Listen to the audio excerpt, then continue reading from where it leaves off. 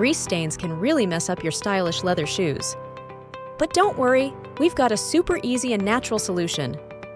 All you need is some lemon juice and cream of tartar. Yes, that's it. Measure 1 tablespoon of lemon juice, fresh or bottled. Now, carefully pour the measured lemon juice into a bowl. We're building our stain-fighting mixture. Next up is 1 tablespoon of cream of tartar. Pour the cream of tartar into the bowl with the lemon juice. We're almost there. Stir the lemon juice and cream of tartar together until it forms a nice paste. Take a cloth and apply this paste to the grease stain on your leather shoes. Be gentle.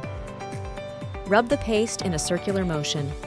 You'll see the magic happen as the grease lifts off. Wipe the paste away with a paper towel or clean cloth.